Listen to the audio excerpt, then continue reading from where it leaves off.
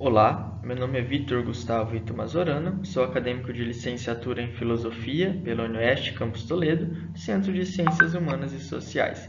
Faço um projeto de pesquisa, um PIBIC, orientado pelo professor César Augusto Battisti, e hoje venho divulgar um pouco dos meus resultados nessa pesquisa intitulada A Presença do Método Cartesiano na Primeira Meditação. Em primeiro lugar, para compreender a pesquisa e os resultados, é preciso entender um pouquinho quem foi esse autor principal, que é René Descartes. Descartes foi um filósofo moderno francês que viveu durante o século XVI e XVII, né? E tem uma série de preocupações em sua filosofia. A principal delas, abordada nesse trabalho, é a questão metodológica. Descartes se preocupa com o método. E para entender o método, é preciso dar um passo atrás e entender o que ele entende por razão.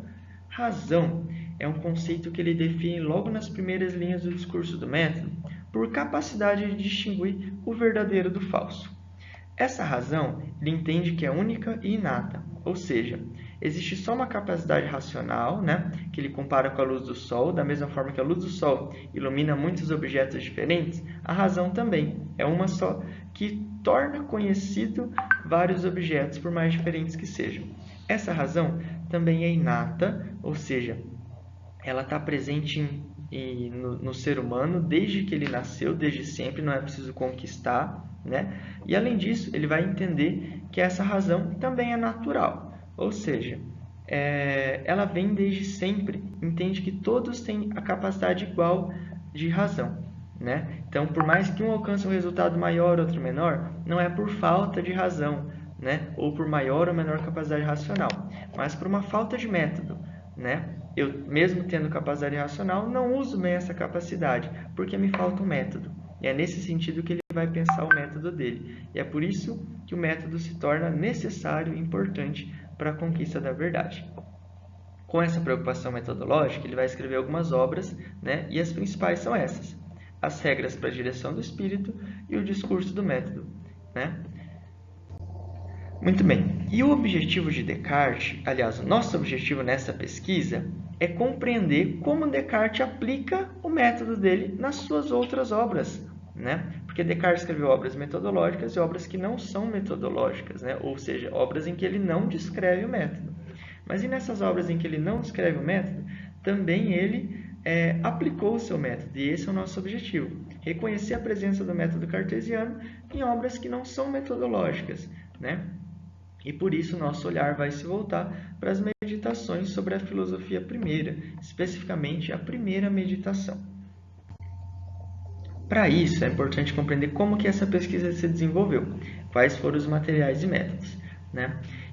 Essa pesquisa é uma pesquisa filosófica, e como toda pesquisa filosófica, a principal referência é a bibliografia.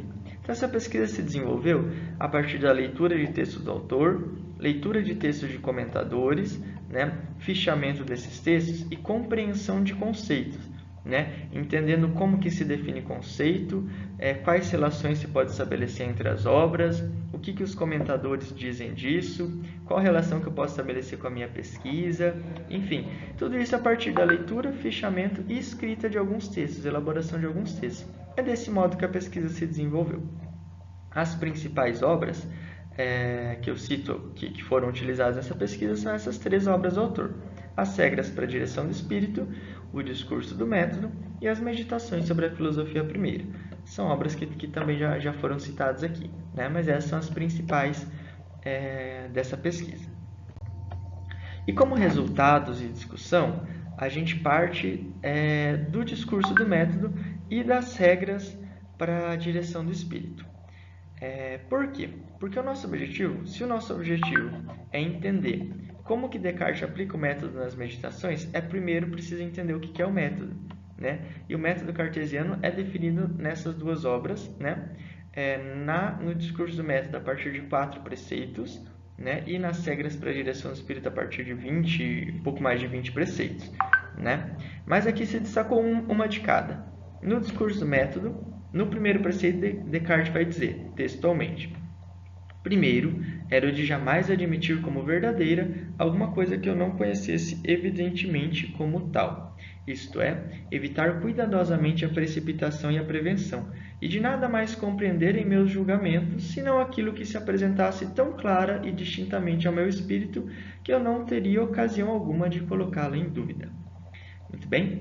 E nas regras para a direção do espírito, a segunda regra que diz: importa lidar unicamente com aqueles objetos para cujo conhecimento certo e indubitável todos os nossos espíritos pareçam ser suficientes. O que ele quer dizer aqui? O método parte dessa certeza de que eu não posso tomar por certo alguma coisa que não seja evidentemente tomado como tal. Ou seja, o que não é verdade eu não posso considerar verdade. É preciso questionar o que eu conheço para entender se isso é realmente verdade, né? E esse é o primeiro passo do método. E pode-se dizer que esse método começa com a questão da dúvida. É preciso duvidar, né, do que eu conheço para entender se isso que eu conheço é verdade ou não. Nesse sentido, toda essa discussão é também ela aplicada nas meditações sobre a filosofia primeira. Essencialmente na primeira, que vai dizer assim, que se intitula, né, sobre as coisas que podem ser postas em dúvida. Ou seja, o objetivo de Descartes é alcançar a verdade. E o método que ele usa é da dúvida. Ele duvida de tudo para poder construir alguma verdade, né? Então, a dúvida de Descartes ela é metódica, universal e radical, mas tem caráter provisório. Ou seja, Descartes não é um cético que duvida por duvidar, né? Que duvida de tudo. Mas ele faz um duplo caminho. Em primeiro lugar, duvida das coisas para que nada que não seja realmente verdade eu tome por verdade.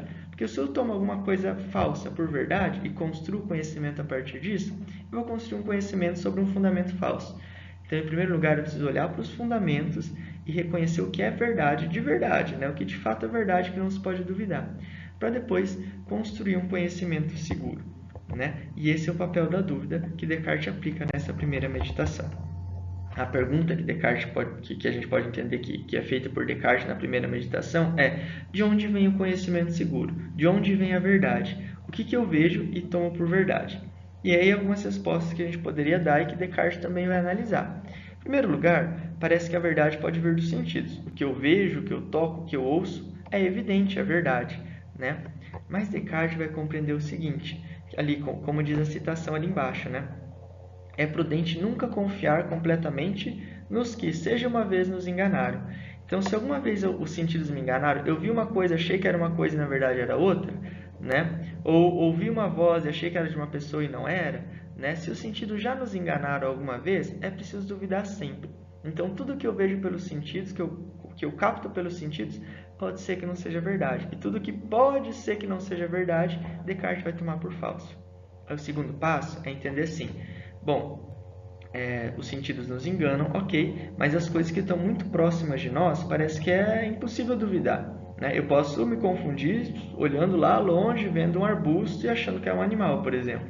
Mas o que está muito perto de mim, a mesa, o computador, a sala, as cadeiras, enfim, isso parece evidente, porque está muito próximo, né? Mas Descartes vai dizer assim: e se eu estiver sonhando, né? Pode ser que o que eu esteja vendo aqui seja um sonho, né? Então, não é real, né? Pode não ser real, né? E ele passa a duvidar disso também, né? O terceiro passo é olhar para a matemática. Bom, dormindo ou acordado, eu sei que 2 mais 2 são 4, né?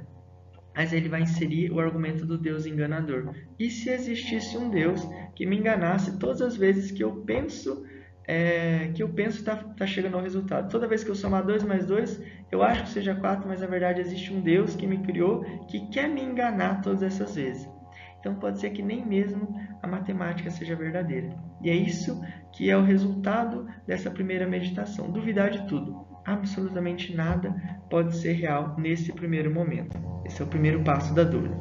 As conclusões que nós tomamos nessa pesquisa são que as meditações têm um caráter metodológico. Ou seja, aquilo que Descartes propõe nas obras metodológicas, ele aplica perfeitamente nessa primeira meditação, né? É importante dizer também que essa dúvida que Descartes aplica a tudo tem objetivo de verdade, né? Ou seja, no final de tudo ele quer conhecer alguma coisa. E a primeira verdade é essa que aparece na segunda meditação. Eu sou, eu existo. Ele diz assim: eu posso duvidar de tudo, menos de que eu estou duvidando. E aí, a partir da consciência de que ele existe como sujeito pensante, ele constrói os outros conhecimentos, né, que aparecerão nas outras meditações.